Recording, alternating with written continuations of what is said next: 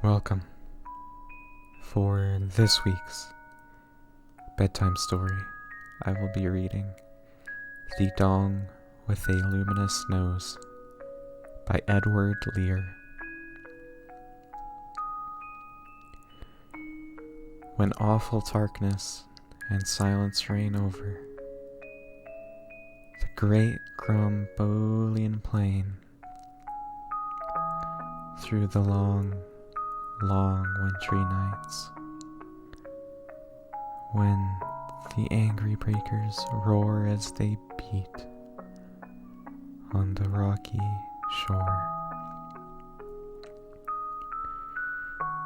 when storm clouds brood on the towering heights of the hills of the Shankly Bore,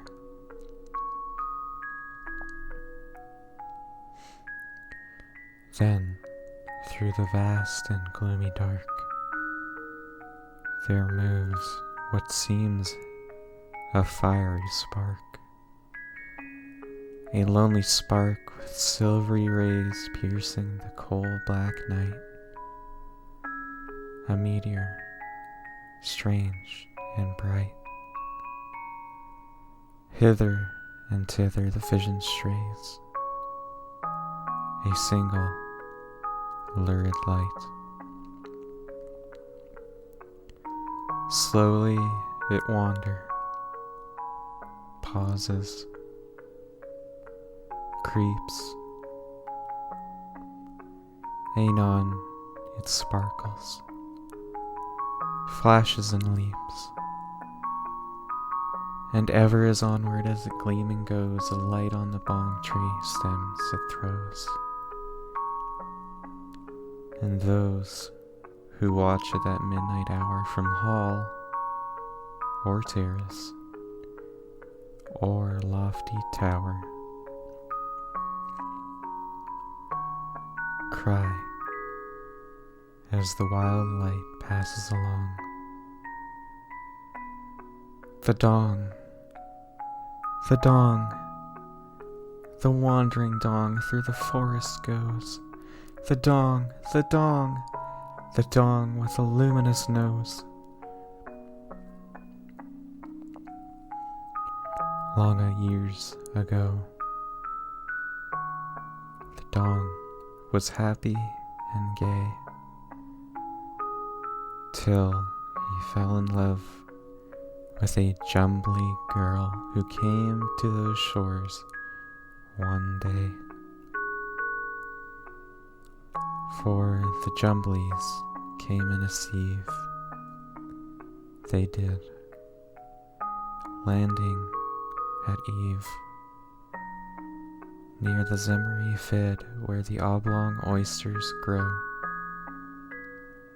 and the rocks are smooth and grey, and all the woods and the valleys rang with the chorus they daily and nightly sang. Far and few are the lands where the Jumblies live. Their heads are green and the hands are blue, and they went to sea in a sieve. Happily passed those days, while the cheerful Jumblies stayed. They danced in circlets all night long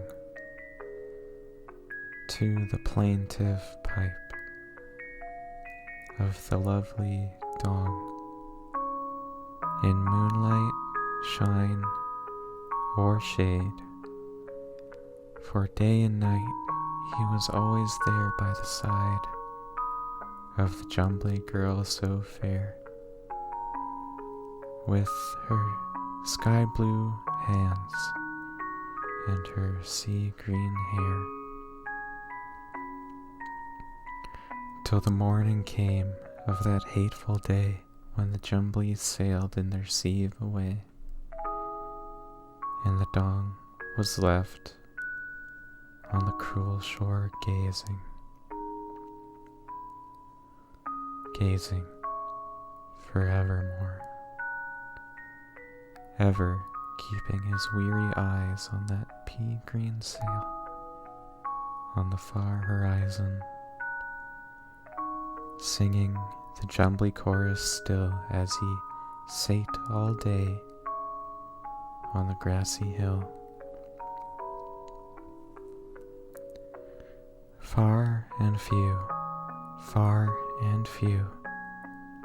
are the lands where the jumblies live. Their heads are green and the hands are blue, and they went to sea in a sieve.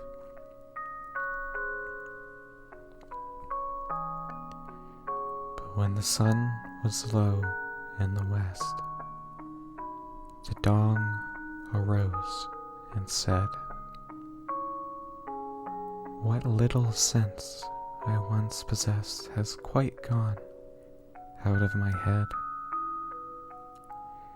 And since that day he wanders still by lake and forest, marsh and hills, singing, "Oh, somewhere in valley or plain might I find my jumbly girl again. Forever I'll seek by lake and shore till I find my jumbly girl once more." Playing a pipe with silvery squeaks, since then his jumbly girl he seeks.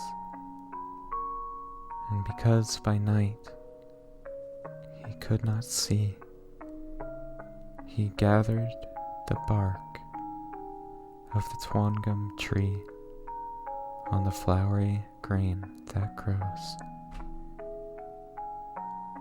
And he wove him a wondrous nose, a nose as strange as a nose could be, of vast proportions and painted red, and tied with cords to the back of his head. In a hollow, rounded space it ended with a luminous lamp within suspended,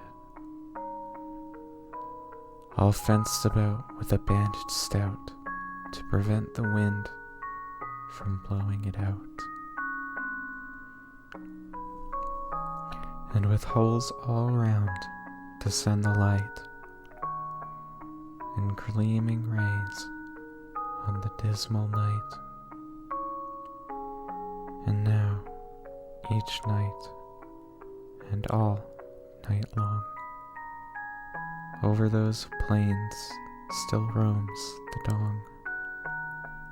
And above the wail of the chimp and snipe you may hear the squeak of his plaintive pipe while he ever seeks, but seeks in vain to meet with his jumbly girl again. Lonely and wild, all night he goes, the dong with a luminous nose. And all who watch at the midnight hour, from hall or terrace or lofty tower, cry as they trace the meteor bright, moving along through the dreary night. This is the hour when forth he goes, the dong with a luminous nose. Yonder, over the plain he goes. He goes, the dong with a luminous nose. Thank you for listening to this week's bedtime story, the second of said stories. I will be uploading another bedtime story next week, and I will be uploading shortly the backlog of stories that I have for my Twitch channel. If you have suggestions for what story I should read next, please leave them in the comments. Sweet dreams, and good night.